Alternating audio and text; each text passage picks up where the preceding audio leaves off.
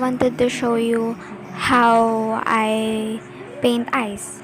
Eyes is something that I think we've done like once in our life because somehow we paint or draw eyes like subconsciously.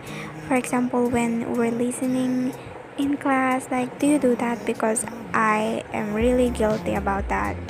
And I have no idea why, but the first thing that would come on my mind if I wanted to draw is eyes. So today I wanted to show you how I do it. First, I'm gonna show you all the materials that I use. First, you must have a canvas, of course, because that's where you're gonna paint. And then a palette. So I use a wood palette, which is such a bad idea because it's really hard to clean them up. And then acrylic, which I will put down all the colors, the name of the colors. And then retarder, because as you know, it helps the drying process of the acrylic. And I would suggest that you should buy glass type glass type of palette because wood is really a bad idea because as you can see it's really messy and I can't clean them up. It's really hard to clean them up. And right now what I'm doing is I'm mixing colors for skin tone, and it really depends on you, but I use yellow ochre, burnt umber, burnt sienna, red, and white, and it depends on how light and dark your skin tone is. If you want a lighter skin tone, then use more white, yellow ochre, and red mostly. And if you want a reddish skin tone, then use more of red. So it really depends on what you want and what you prefer, and it really depends on your reference. It's important that you have a reference if you want to achieve a realistic eyes. And I also use retarder as I was mixing the colors because as you know it helps with the drying process, so it could slow down the drying process of the acrylic, which is really important so that you would be able to blend really well the colors.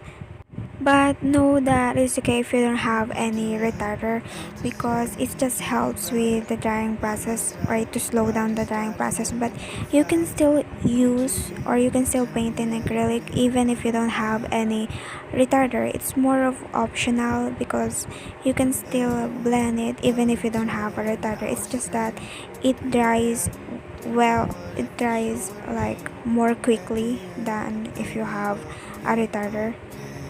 And also I put some masking tape inside.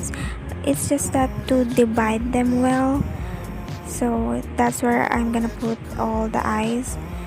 And I also have a reference photo, but I don't use any pencil as a guideline. I just directly use the mixed colors, which is what I have mixed earlier, the yellow ochre and stuff. So that's already the thing that I've used to make a guideline with this, as you can see. And I put those that I've mixed in the dark areas of the eyes, which is the eyelids, the the nose part, and the under eye.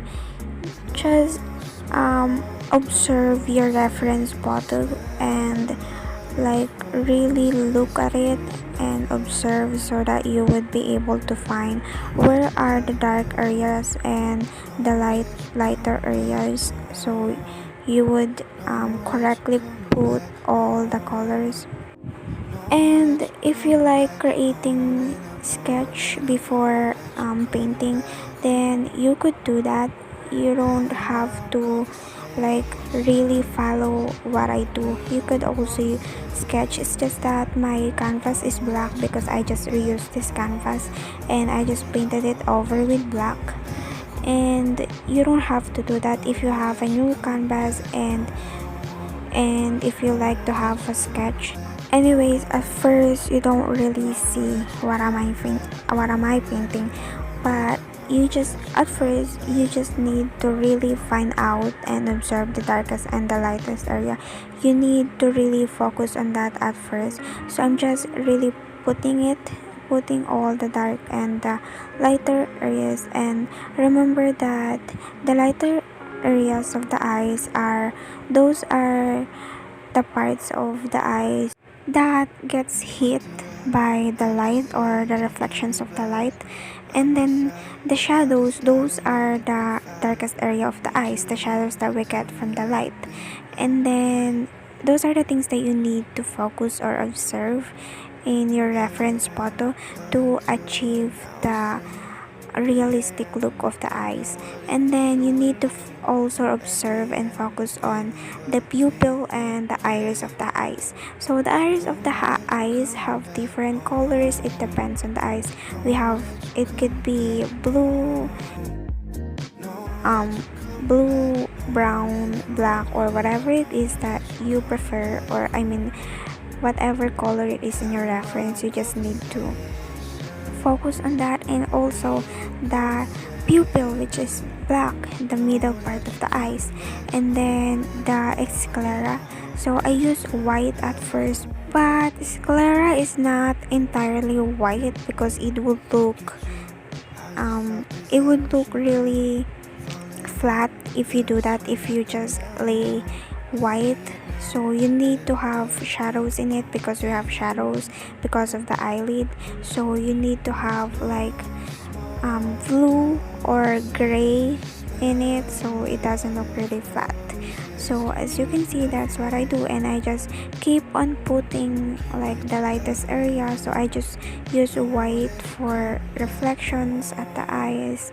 Then when it comes to eyelashes, you need to know that it's not a straight line, it's more of curve. So you need to practice that because at first it's really hard for me to do that, to curve the curve part of eyelashes. It's really hard at first, but you need to know that it's really important that it, so that it will look more realistic. So you will be able to achieve realistic painting of eye just by layering. You just need to keep on layering. It's really important, the layering part, because that's where you can see the colors of the eyes. And just by really focusing and observing the photo, the reference photo, because that's where you can execute correctly the colors in your painting.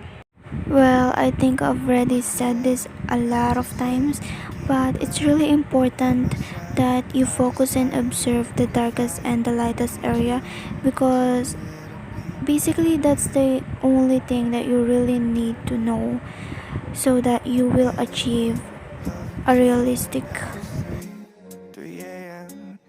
And if you're interested to know, I finished this for 5 days and I made like 12 pieces of eyes. I find my reference photo is from Google. I find it on Google, and I just wanted to portray different emotions of the eyes, and I hope I did it right.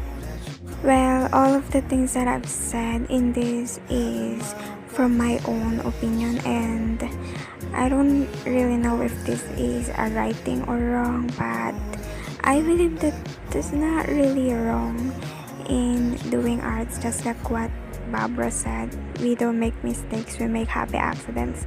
So you don't have to feel bad if you feel like you messed up. So I guess, yeah, this is just all it is. I hope you learn a thing or two in this video. Thank you for watching.